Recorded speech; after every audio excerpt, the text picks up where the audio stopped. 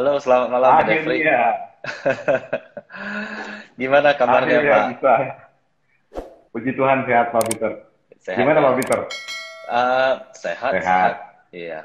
Terima kasih Pak udah bergabung dengan kita malam hari ini. Terima kasih. Sama-sama Jadi Pak Peter, kehormatan buat kita.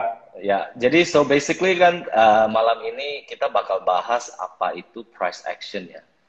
Dan jadi memang Yes, ya banyak teman-temannya udah bergabung juga. Mungkin ya banyak juga yang pengen belajar langsung ya dari pakarnya Pak Defri sendiri. Gitu lah. Nah, jadi ya, maybe ya, ya. dari Pak Defri mungkin bisa dijelaskan sebenarnya apa sih yang apa dinamakan price action itu? Oke. Selamat malam Pak Peter dan teman-teman semuanya. Ini suatu kehormatan saya di-invite kembali sama GIC untuk Instagram Podcast kali ini Pak ya. Sama-sama Jadi Pak. membahas mengenai pendekatan trading dengan strategi atau teknik price action gitu ya. Nah, kalau ditanya sebenarnya apa sih price action? Ya, price action sebenarnya bagian dari technical analysis juga, ya, yang hanya mengandalkan harga yang dipresentasikan melalui chart di market, gitu, Pak.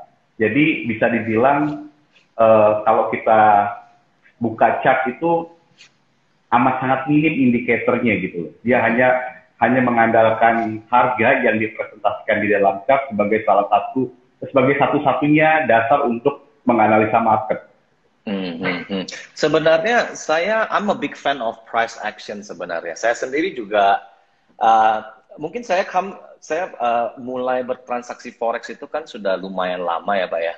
Jadi ya seperti Baik, halnya semua trader pada umumnya, pada awal itu kan kita uh, melihat chart itu kan masih tidak mengerti tentang indikator, tidak mengerti tentang indikator. Jadi kita yes, melihat benar-benar itu betul betul. naked chart gitu loh. Jadi kita naked chart, Naked kita chart, pertama kali itu naked chart, kemudian kita transaksi mungkin mengalami kerugian, kemudian saya belajar pakai indikator A, B, C dan seterusnya.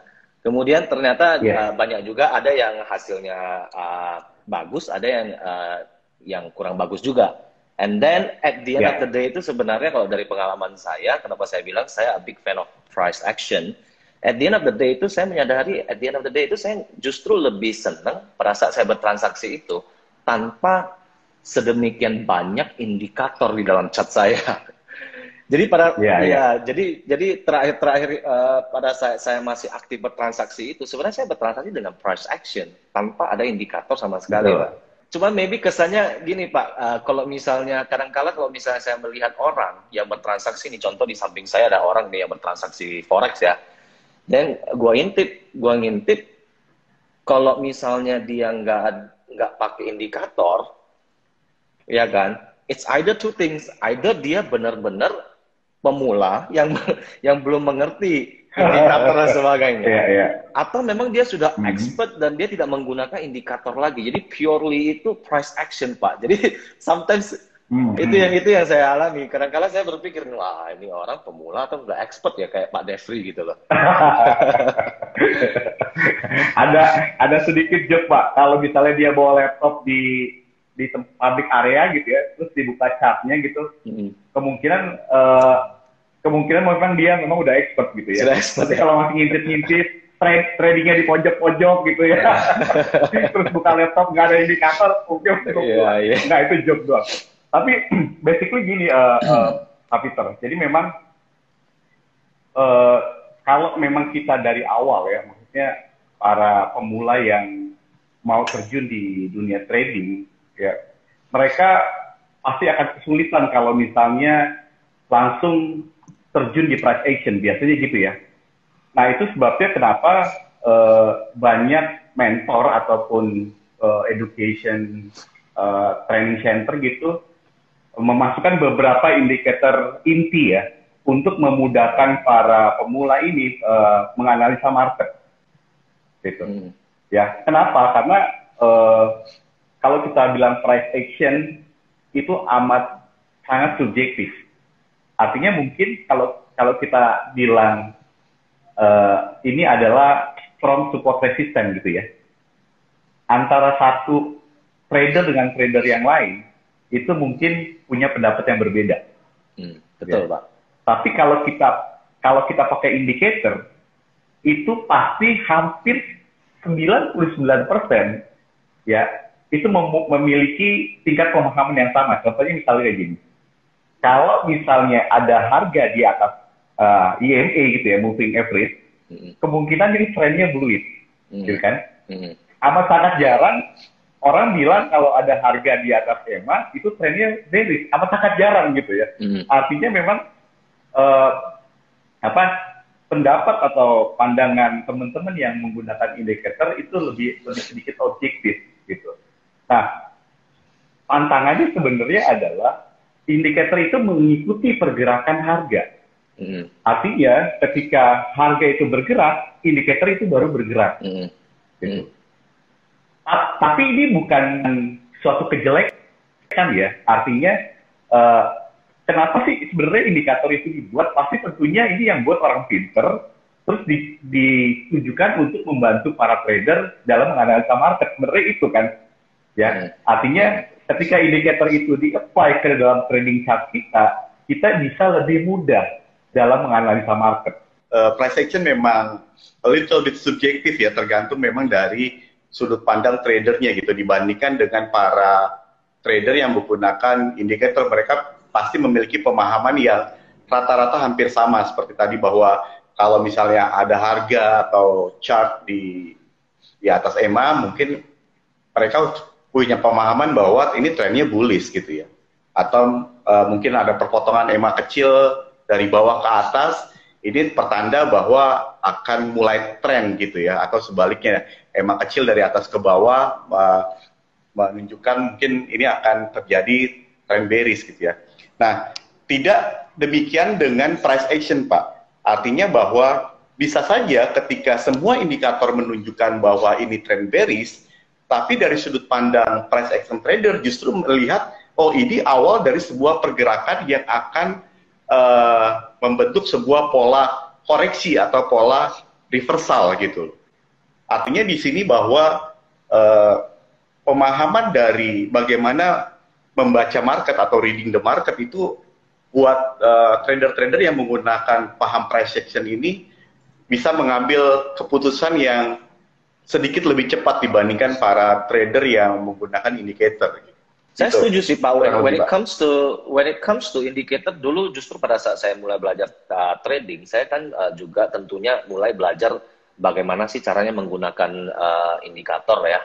Kemudian seperti kita ketahui indikator ini kan banyak sekali Pak ya, ada stokastik, ada Bollinger Band dan sebagainya, banyak sekali. Bahkan kalau kita buka MetaTrader doang itu yang sudah dari default yang MetaTrader sendiri itu saja sudah ada puluhan gitu loh. Jadi yang sering saya perhatikan itu justru begini, setiap kali pada waktu itu Pak ya, saya sedikit bercerita nih. Jadi pada saat waktu itu saya mulai belajar menggunakan indikator. Kemudian setiap kali saya bertransaksi itu tentunya saya berdasarkan indikator tersebut dong. Apa yang dikatakan indikator tersebut, kemudian itu yang mendasari semua transaksi yang saya ngambil. Right? Tapi contohnya misalnya saya menggunakan Bollinger Band ataupun moving average mungkin. Nah, pada saat itu mungkin yang kita lihat adalah secara moving average mungkin itu trennya masih bullish, mungkin trennya sepertinya ini mau naik gitu loh. Sehingga mungkin pada saat itu saya mengambil position yang dimana ya karena indikator mengatakan itu bullish, saya mengambil buy gitu loh. Namun kemudian ya banyak sekali ya, saya rasa semua orang pasti pernah terjadi yang hal seperti ini. Namun kemudian setelah buy ternyata harganya turun nih, harganya turun yang tadinya secara indikator kelihatannya bullish tiba-tiba menjadi bearish. Betul. Nah, namun kalau misalnya kita backtrack, saya melihat ke belakang, saya zoom out grafiknya, saya melihat ke belakang, indikator ini nggak pernah salah, saya lihat. Ya sebenarnya indikator ini benar, tapi kenapa tadi saya mengambil posisi berdasarkan indikator ini, tapi namun yang hasilnya malah terbalik gitu loh. Nah, kemudian saya menyadari satu hal. Jadi yang saya sadari itu kalau misalnya kita menggunakan indikator, apalagi indikator default ya yang selama ini ada ya. Nah yang saya sadari adalah pada waktu awal itu saya tidak menyadari kalau sebenarnya indikator ini terbentuk setelah harga terbentuk. Harga, betul sekali Pak. Jadi Jadi dia bukan terbentuk sebelum harga gitu, tapi sebenarnya setelah harga. Sehingga itu nggak bisa, menurut saya pada waktu itu nggak bisa kita jadikan satu patokan ya untuk gimana caranya kita ngambil posisi pada saat itu. Tapi mungkin indikator ini sangat membantu kalau kita mau lihat mungkin secara keseluruhan, secara general, sebuah tren kali, sebuah tren. Betul. Tapi untuk entry posisi mungkin, nah ini saya mau dengar nih dari Pak Devri nih. Mungkin price action atau apa lebih efektif? Ya, oke, Pak Peter. Ada sebuah analogi yang menarik mengenai indikator sebenarnya. Jadi sebenarnya dalam tanda kutip ini, kalau nggak bisa dibilang perdebatan, ini adalah diskusi hangat gitu ya, antara seorang price action trader dengan seorang trader yang menggunakan indikator. Dia bilang gini, Bapak kalau naik mobil, mau isi bensin, Bapak lihat bensinnya dulu habis, atau Bapak lihat indikator di mobil? Gitu kan? Ya jelas kita lihat indikator di mobil dong, masa kita lihat bensinnya, kan nggak mungkin gitu ya. Nah, begitu juga dengan trading sebenarnya dia bilang gitu. Indikator memberikan kita informasi awal ya untuk kita melakukan analisa pertama. Jelas analisa, bukan entry posisi, Bang. Gitu. Setuju. Itu yang dia bilang gitu kan. Nah, bagaimana dengan price action trader? Nah, price action trader seperti yang tadi di awal bahwa kita diskusikan bahwa para penganut price action ini lebih dahulu bisa menganalisa sebelum indikator itu terbentuk. Artinya misalnya kayak gini, harga down, pullback down, pullback down, pullback down. Semua indikator itu pasti bilang ini bearish trend. Ya, karena harga turun, pullback turun lagi, pullback turun lagi. Semua pasti indikator bilang, EMA-nya bilang ini pasti turun. Mungkin trend line bilang ini turun. Tetapi di satu sisi, price action trader lihat, oh ini harganya sudah bisa dibilang oversold, tanpa harus lihat misalnya stochastic indicator atau RSI gitu ya. Dia sudah bisa melihat dari apa? Dari candle yang terbentuk di market. Misalnya sederhana aja, ada bullish engulfing yang menunjukkan ini bakal tanda-tanda reversal. Gitu. Nah, dengan terbentuknya pola-pola candle atau mungkin yang lebih advance lagi harmonic pattern gitu misalnya ya, untuk teman-teman yang penganut paham itu bisa lebih dulu untuk melakukan analisa sekaligus entry. Gitu.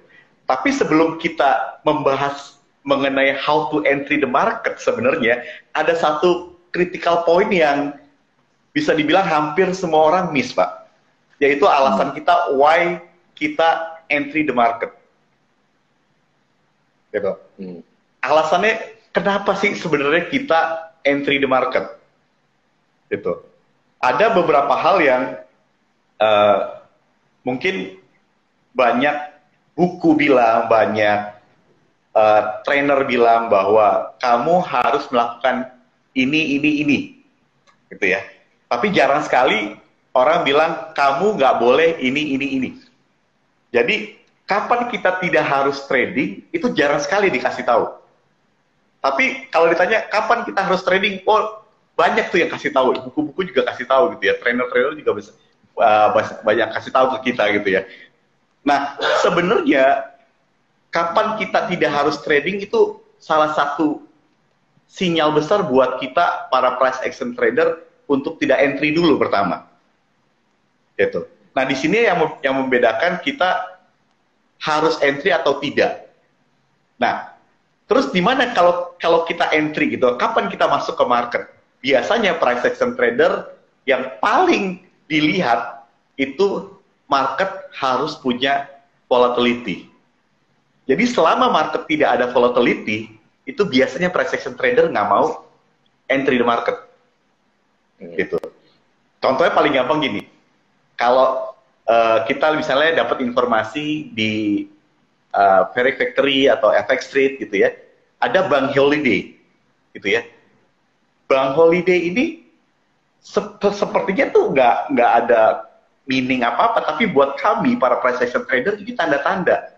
Kenapa? Karena trading is always involve the big boys, gitu. Jadi begitu banknya libur, berarti pemain-pemain besar dalam tanda kutip ini nggak ada di market, sedikit lah gitu ya bilangnya. Artinya kita udah tahu, ah, udah kalau US Bank Holiday ya udahlah kita nggak usah trading USD. Itu yang pertama gitu ya. Yang kedua, pasti selain volatility ada momentum. Nah, momentum itu buat seorang price action trader itu bisa dilihat dari besarnya atau kuatnya si candlestick tersebut. Misalnya bodinya atau misalnya ada rejection gitu. Itu bisa menjadi salah satu kita buat entry gitu.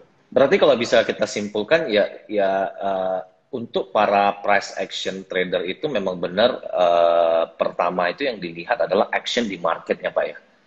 Karena tadi yang disebutkan adalah volatility ya. Berarti yang ditunggu-tunggu itu sebenarnya adalah seberapa besar sih sebenarnya action yang ada yang sedang terjadi di market ini ya. Betul. Kemudian tadi Bapak ada menyinggung sedikit tentang candlestick Pak. Karena selama ini kan saya berpikir kalau price action itu mungkin saya kan yang masih sangat basic ya. Karena kalau saya melihat, saya berpikir kalau price action itu kita bertransaksi itu berdasarkan mungkin satu bukan indikator tapi satu price gitu loh. Kalau dulu yang mungkin yang paling basic itu kan kita melihat mungkin support sama resistan Pak ya. Sebenarnya ini rumus trading yang paling dasar. Kalau pecah resistan itu kemungkinan bakal naik. Kalau misalnya jempol support itu kemungkinan bakal turun ya. Mungkin itu basic daripada price action itu sendiri Pak ya. Betul sekali Pak. Jadi memang ada beberapa komponen di dalam price action yang merupakan basic dari trading. Sebenarnya kalau kita mau bilang teman-teman atau trader-trader yang menggunakan indicator juga harus paham support resistance.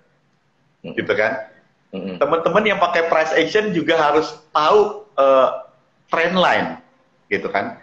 Jadi memang ada beberapa komponen dari price action yang wajib diketahui, bukan hanya trader price action, tapi semua trader gitu. Ya, misalnya paling penting itu pasti trend, karena ya banyaklah trend is your friend gitu ya, don't trade against trend gitu kan. Trend. Kemudian kita baru menentukan di mana sih support dan resisten yang kuat. Nah, lebih jauh lagi kita ke area supply atau demand, permintaan dan penawaran.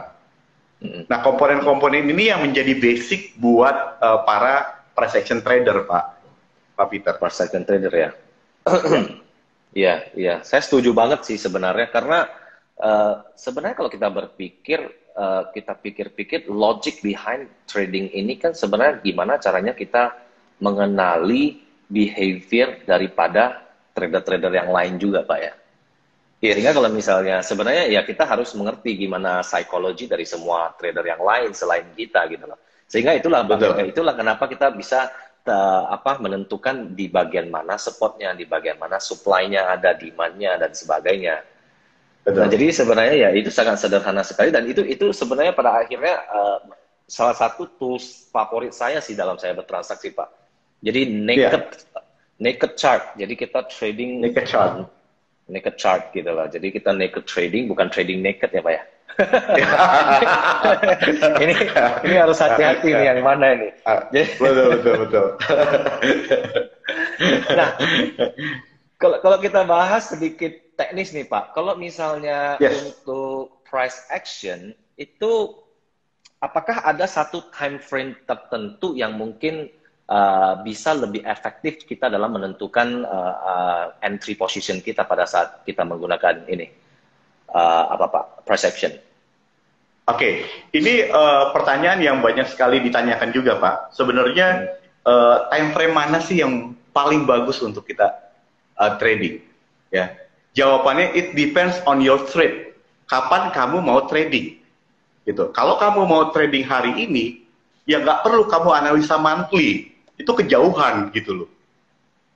Apalagi tipikal scalper gitu ya, yang trading 15 minutes, 5 minutes gitu ya. Itu nggak perlu sampai analisa weekly gitu. Jadi kalau ditanya kapan time frame mana yang paling pas buat trading, itu semua time frame pas. Tuh, tergantung kapan kita mau trading. Katakanlah gini, misalnya kita intraday trading gitu ya. Kalau ditanya Pak Devri gimana? Oke, kalau saya cuma turun satu time frame, saya analisa di time frame H4, entry-nya di H1. Udah, cuma dua itu aja. Ya. Kenapa? Karena kalau kita turun dari time frame yang D1, H4, H1, terakhir M15, itu terlalu banyak consideration-nya. Sementara sebenarnya yang simple seperti ini. Kalau ada orang yang trading di M15, ya, katakanlah dia nunggu momen buy, gitu. Sebenarnya di H1 lagi sell. Berarti kan di M15-nya lagi correction. Betul. Terus gimana dengan trader yang trading di H4? Ya, bisa aja di H4-nya lagi buy, sementara H1-nya lagi sell. Berarti H1-nya lagi correction. Jadi, whatever time frame kita selalu di-hunting satu sama lain. Memang yang ideal dari time frame M1 sampai D1 misalnya searah. Tapi ya ada juga kejadian, tapi itu jarang ya. Kebanyakan memang ada satu time frame yang berlawanan posisinya dengan time frame yang lain. Artinya kalau saya ditanya time frame mana yang baik, semuanya bisa tergantung kapan kita mau trading. Kemudian tipikal atau style trading kita seperti apa, kita turun satu time frame aja, udah cukup gitu. Gitu Pak Peter. Berarti kita harus menyesuaikan dengan style tradingnya kita ya. Kita apakah betul Pak Peter.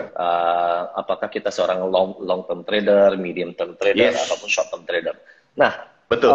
Setuju Pak. Karena kalau misalnya dinamakan price action itu di setiap time frame itu kemungkinan bisa terjadi satu indikasi yang berseberangan Pak. Seperti yang tadi Bapak bilang, contoh di H1 sama H4 bisa jadi itu indikasinya berbeda. Satu mengatakan itu buy, satu mengatakan itu sell. Nah, betul.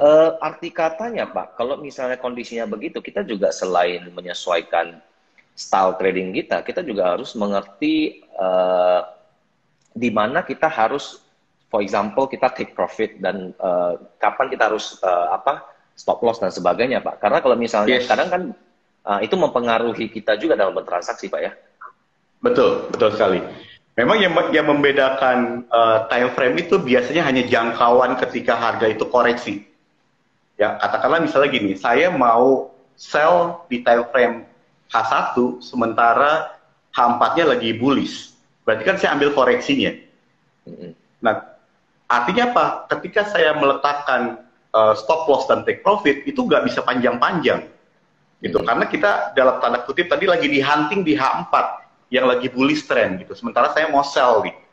Gitu. Nah, artinya jangkauan dari time frame H1 itu lebih pendek. Berarti kita harus mengetahui ya. Berarti kalau kita lebih simpelnya sih, berarti kita melihat satu time frame ke atas, Pak ya, untuk menentukan seberapa panjang jangkauan take profit ataupun stop loss-nya kita ya. Betul, Pak. Oke. Itu very interesting sih. Sebenarnya saya setuju banget. Cuman tadi ada disinggung sedikit mengenai scalper, Pak. Scalper. Ya. Nah, kalau price action, saya rasa kan mungkin basic-basicnya adalah kita melihat support, resistance, kemudian supply, kemudian demand ya. Kalau misalnya kondisi untuk scalper itu tentunya kan para scalper ini kan bertransaksi di mungkin di satu periode waktu yang sangat-sangat singkat, Pak ya. Mungkin sangat singkat, sangat ya. Apakah itu masih memungkinkan untuk menggunakan price action, Pak? Karena kalau misalnya dalam periode yang sangat singkat itu mungkin volatility-nya kan tidak sebanyak itu. Mungkin pergerakan harga kan tidak sebesar itu, Pak. Yes, betul. Ya, jadi memang kalau kita bicara teman-teman yang scalper atau scalping trading gitu ya, biasanya memang tidak lebih dari H1 time frame-nya ya. Kebanyakan di M15. Nah, walaupun dia volatility-nya tidak terlalu tinggi atau terlalu besar ya, tapi dia bisa bermain di volume atau bisa bertransaksi di volumenya. Gitu. Nanti ini ada kaitannya dengan bagaimana trader yang sudah profesional ini memilih satu aspek di luar trading, which is itu pialang atau broker sebagai komponen penentu juga. Gitu. Kenapa? Karena kalau kalau scalper dengan spread yang begitu besar, ini pasti akan pengaruh. Makanya buat trader-trader profesional biasanya memang jarang scalper, tapi kalau mau mencoba, dia pasti akan pilih salah satu aspek yang di luar trading system atau trading teknik, which is itu pialang gitu. Gitu Pak Peter. Which when it comes to that, kalau saya dari GIC sih saya bisa endorse ya, karena kalau untuk para scalper, tentunya untuk para scalper itu kan kita tahu ya, kita bertransaksi time frame yang singkat, kemudian kita juga mencari sebenarnya profit yang tidak banyak gitu loh. Jadi kita benar-benar harus mencari platform yang biayanya paling rendah. And in that case, GIC kita menawarkan semua hal itu. Kita tidak ada commission, tidak ada swap. Tidak swap ya. Dan spread memang kita juga bisa dikatakan yang paling kompetitif saat sekarang ini, Pak. Iya. Cost of transaction itu jadi salah satu faktor penting juga ketika trading kita udah bagus gitu ya. Tapi saya selalu encourage ke teman-teman, kadang-kadang para trader-trader pemula juga bisa misconception gitu. Belum artinya gini, experience-nya terbatas, knowledge-nya belum cukup, tapi udah bicara mengenai pialang, gitu. Pialang mana yang bagus, pialang mana yang bagus. Nah, menjawab hal tersebut saya lebih suka gini, daripada kita bicara mengenai broker mana yang bagus atau broker apa yang jelek gitu ya, saya lebih suka bagaimana kita improve knowledge kita dulu, baru kita bicara broker. Setuju, Pak. Setuju banget. That's the reason why kita ada IG Live dengan Bapak malam ini. Jadi kita mau sharpen skill tradingnya kita juga. On top of kita tentunya teman-teman yang di sini kan pasti sudah punya platform yang paling bagus lah ya. Namanya sudah jadi audience GIC. Saya yakin ini pasti sebagian besar sudah trading di GIC juga, Pak. Jadi sekarang kita mau cari cara secretnya gimana bisa lebih profitable lagi, Pak. Nah, benar, setuju. When it comes to profitable tadi, Pak, seberapa Bapak bisa simpulkan seberapa profitable sih sebenarnya kalau trader itu menggunakan price action, Pak? Oke.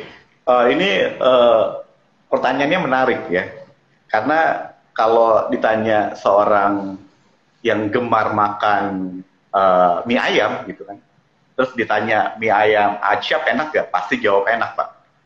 Ya, ini mirip-mirip pertanyaan Pak Peter ya. Pak Peter tanya gimana Pak Dewi, price action trader profitable apa enggak? Oh, saya harus jawab profitable, Pak.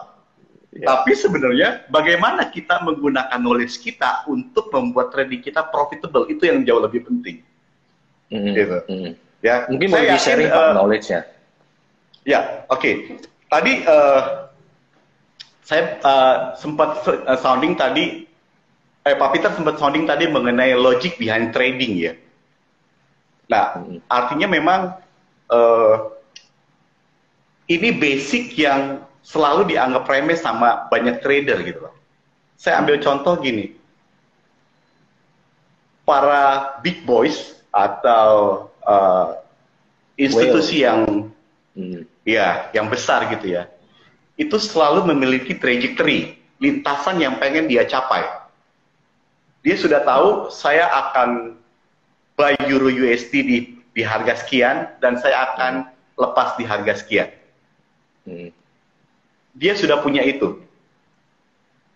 Artinya dia sudah memiliki knowledge yang dia keep. Ya, begitu harga tepat yang dia penginkan, dia buy sebanyak-banyaknya. Ya, tentunya kita para trader yang biasa gitu ya, itu selalu telat, Ya, kalau misalnya bisa pas itu kebetulan, gitu. Tapi umumnya selalu telat. Kemudian begitu harga bergerak dengan full speed misalnya, full power gitu, oh ya, oke, ini bullish, gitu. Ini bullish. Nah, begitu banyak orang yang mengikuti big boys ini, ya. Pastinya si big boys ini dalam tanda kutip ini nggak rela. Kenapa? Karena begitu banyak effort yang sudah dilakukan, sementara kita nggak ada.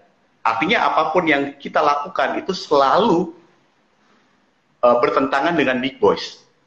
Ya. dia harus buat market itu bergejolak. Artinya begitu dia lihat banyak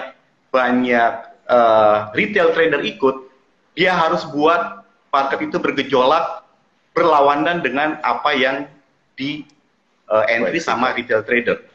Ya. Jadi shake psychology ya. Biasanya shake psychology.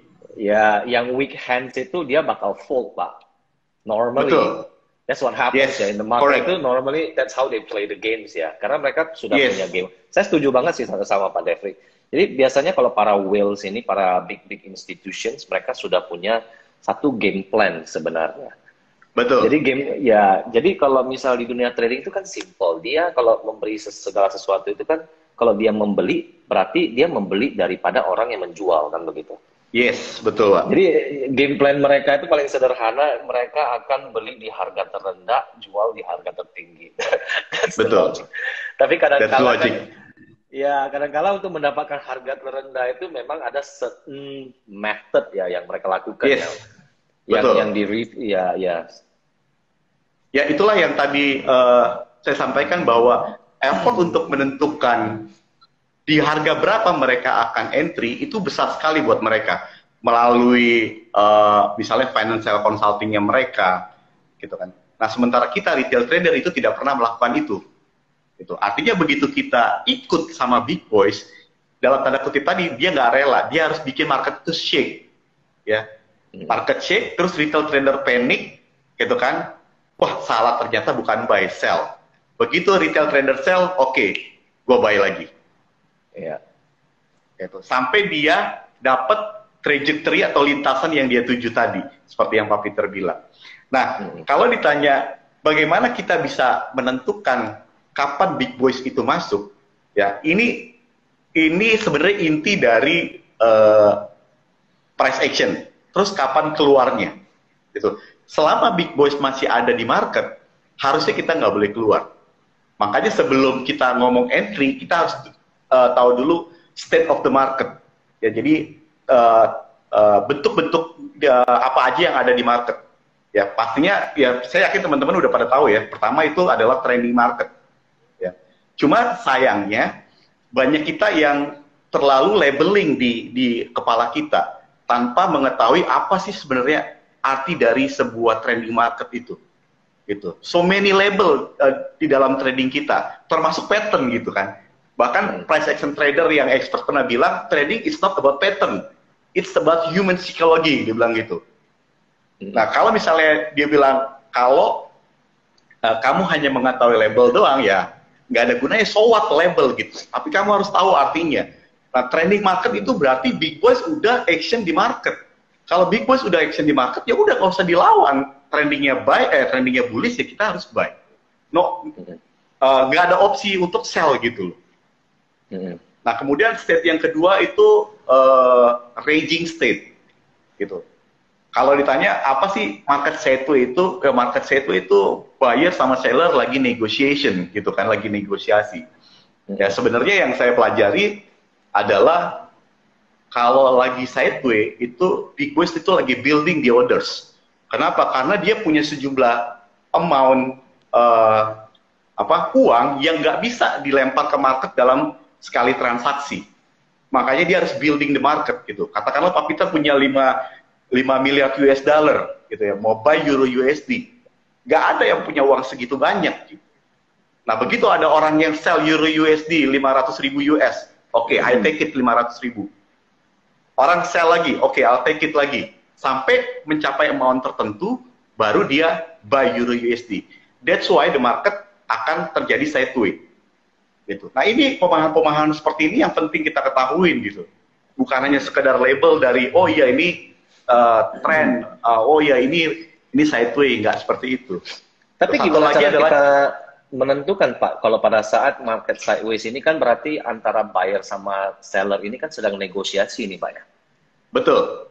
Nah, bagaimana cara kita mengetahui sebenarnya si big boys ini lagi mengumpulkan buy atau mengumpulkan sell, Pak? Ya, ini pertanyaannya udah mulai teknis tapi menarik buat teman-teman yang hadir malam ini. Mudah-mudahan ini jadi satu tips ya. Sebenarnya pada saat market ranging atau sideway ya, begitu harga dengan volume besar itu keluar dari area range, itu udah tanda-tanda. Keluar itu bisa ke atas, bisa ke bawah gitu ya. Ya, terus salah satu yang kita perhatikan juga volumenya. Gitu. Jadi kalau misalnya ada sideway state di market, kemudian harga itu langsung terbang ke atas, berarti kita tahu big boys mau buat harga lebih tinggi lagi. Gitu. Tapi ada tekniknya lagi. Kita nggak boleh chasing the market gitu. Kenapa? Karena kalau kita sampai chasing the market, kejar harga itu, tadi di-shake sama dia pasti. Kenapa? Karena dia tadi udah melakukan effort yang begitu besar gitu. Sementara kita nggak ada, cuma ngeliat candlestick keluar dari area ranging, ke atas kita buy gitu kan. Nggak ada effort apa-apa gitu. Nah, kadang malah ada yang sudah keluar itu terjadi fake out lagi, Pak ya? Betul sekali. Nah, sebenarnya fake out itu bisa jadi konfirmasi kita. Kenapa? Dalam arti kata sebenarnya market nggak mau ke atas atau nggak mau ke bawah, dia mau ke berlawanan arah. Buktinya apa? Dia kembali ke area range. Itu bisa jadi salah satu konfirmasi dan sering juga saya pakai gitu, fake out atau ya false break gitu ya. False break. Ya. Kira-kira seperti itu Pak Peter. Dari mana kita tahu big boys akan ke atas atau ke bawah gitu?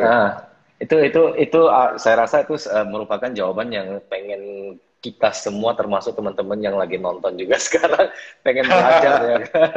Iya. Karena saya setuju sih sebenarnya di saat kita mengatakan kita menggunakan indikator, kita melihat pattern dan sebagainya. Sebenarnya kalau kita bermain, kita melihat dari sisi yang dari tadi Pak Devri singgung itu kan big boys ya.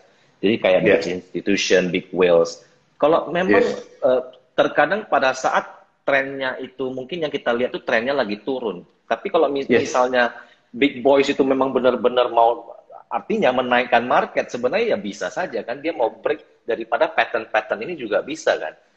Betul sekali. Jadi conclusionnya comes down to one thing, kita bagaimana cara mengetahui apa yang mau dilakukan big boys. Nah ini kuncinya. Oke, saya kasih tip beberapa untuk teman-teman yang lihat kita live malam ini. Pertama, ada 3 hal yang kita bisa tandai dari aktivitas big boys. Yang pertama, sideway. Ya, teman-teman mulai sekarang jangan meremehkan area sideway. Jadi begitu sideway itu terjadi, sebenarnya disitulah peluang kita. Itu pertama. Kedua, harus ada volatility, harus ada agresivitas dari sebuah harga. Ya, artinya begitu ada volume, harga yang besar diikuti dengan volume yang besar gitu ya, itu merupakan salah satu aktivitas dari big boys. Ya, jadi area sideway, kemudian agresivitas, yang terakhir itu rejection. Ya, jadi teman-teman kan pasti tahu kan ini pin bar, tapi jarang sekali yang tahu apa sih sebenarnya pin bar itu. Gitu. Apa dibalik hammer atau inverted hammer gitu atau pin bar, apa sebenarnya dibalik itu? Itu banyak sekali dilupakan gitu kan. Padahal sebenarnya buat price action trader ini penting. Pin bar itu berarti rejection. Ketika harga lagi bullish, di reject berarti ada perlawanan seller yang kuat. Gitu. Artinya dia menahan jangan sampai harga itu lebih tinggi lagi. Demikian juga sebaliknya. Ya, kalau misalnya harganya bearish, kemudian ada pin bar, rejection, berarti kita tahu ini buyer udah mau entry market. Gitu. Jadi tiga hal itu yang bisa saya sampaikan buat teman-teman untuk mengetahui di mana aktivitas big boys itu bisa kita kenali di market. Gitu Pak Peter. Ya, luar biasa sekali tipsnya ya, itu sangat berharga sekali ya, saya rasa buat teman-teman, buat saya juga sendiri Pak Devri. Jadi mungkin next time saya mau buat transaksi ini, saya ingat nih tips-tips dari Pak Devri yang mau di-sharing ke saya. Jadi bagaimana saya bisa watch closely what the big boys are doing. Right? Yang pertama kita lihat volume, kita lihat pada saat sideways itu ya kita perhatikan, kemudian yang ketiga tadi adalah kita melihat rejection. Jadi tanda-tanda daripada candlestick itu sendiri Pak ya. Mungkin kalau misalnya Betul. sudah menjadi doji atau sudah menjadi hammer, nah ini bisa merupakan salah satu indikasi ya. Jadi Betul Pak Peter. ya, ya. Mungkin kalau memang kalau kita mau dive into price action itu lebih detail lagi, mungkin waktunya 1 malam juga nggak bakal cukup Pak ya.